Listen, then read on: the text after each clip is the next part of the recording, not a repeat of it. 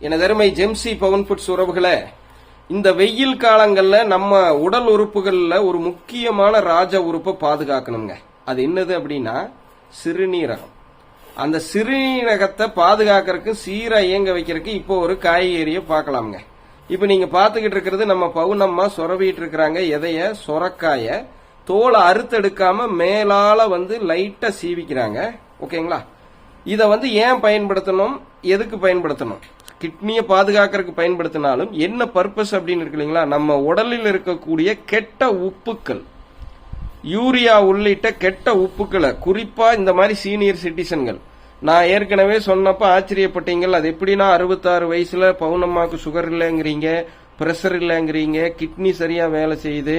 எங்களுக்கே ஆச்சரியமா இருக்குது, இன்னும் பொறாமையா இருக்குது. எங்க அம்மா எல்லாம் இந்த மாதிரி ஆரோக்கியமா இருக்க வைக்க முடியலையேன்னு.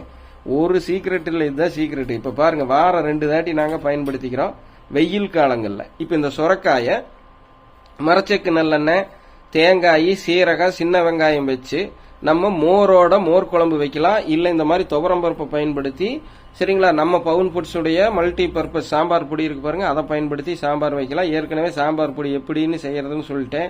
இங்க எதுவுமே விற்பனை கிடையாதுங்க. நான் உச்சரிக்கிறது எல்லாமே என்னோட ஓன் பிராண்டு. அதை எப்படி செய்யறதுன்னு நாங்க சொல்லிட்டேன், உங்களுக்கு நீங்க செஞ்சுக்கணும். ஓகே, சோ தெளிவா இருப்பீங்கன்னு நினைக்கிறேன், புதியவர்கள் உள்பட. இப்ப பாத்தீங்கன்னா இதை அறுத்து இப்ப நாங்க சொரக்காய் சாம்பார் வைக்க போறோங்க. மத்தியானம் சர்க்கரையை கூட்டாத மண் சட்டி சாதம், கஞ்சி வடிச்சு செய்வீங்களா, அதுக்கு மேட்சிங்கா. காலையில உடனே இதை சாப்பிட்டுட்டு மட்டும் பவுனம்மா கிட்னி ஆரோக்கியமா வச்சுட்டாங்க அப்படின்னு மட்டும் நினைச்சிடாதீங்க. காலையில அவங்க என்ன பயிற்சி செய்வாங்க? ஆரோக்கியமான வாழ்வுக்கான 1200 மூச்சுக்கள் குருவிதை செய்வாங்க. நீங்க பாத்திருக்கீங்க, என்னோடு நேரலையிலையும் காண்பிச்சிருக்கேன், எடுத்து போடுற வெர்ஷன்ல. அந்த குருவிதை செய்துட்டு காலையில அவங்க சாப்பிட்றது என்னன்னு காமிச்சாச்சு. இப்ப மதியம் இதை எடுக்கிறாங்க. சோ மேல அந்த தோலோட தான் இருக்கிறாங்க. தோலை சீவிட்டு, ஆனா அந்த தோல் இருக்கு, அறுக்கிறதையும் தெளிவா பாத்துக்கணும். ஓகேங்களா? சோ உங்க வீட்டுல வயதானவங்க இருந்தாங்கன்னா, சீனியர் சிட்டிசன் இருந்தாங்கன்னா, கிட்னி நல்லாவே இருந்தாலும் பாதிக்கப்படாம இருக்கிறதுக்கு பயன்படுத்துங்க. பாதிக்கப்பட்டிருந்தா மீண்டு வர்றதுக்காக பயன்படுத்துங்க.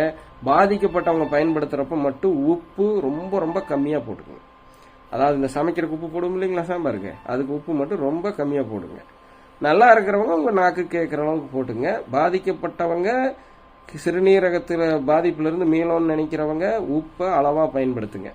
இதெல்லாம் எதை வச்சு சொல்றேன்னா, 13 வருஷமா நான் ரிசர்ச் பண்ணி இங்க உட்கார்ந்து இருக்கிற பவுனம்மா தான் என்னுடைய அம்மா. இவங்களை 66 வயதுல ஆரோக்கியமா வச்சு, ஏதாவது வாழ வச்சுட்டு உங்க முன்னாடி சொல்றேன். நீங்க வாழுவீங்கிறதுக்கெல்லாம் நான் உறுதி கொடுக்கலைங்க. எங்க அம்மாவை நான் இப்படி வாழ வைக்கிறதுக்கு இதெல்லாம் காரணம்ங்க. எனது அருமை அம்மா பாட்டிமார்கள் தெரிஞ்சுக்கங்கன்னு வைக்கிறேன். சோ தொடர்ந்து பாருங்க, இன்னும் அடுத்தடுத்த பதிவு வருது.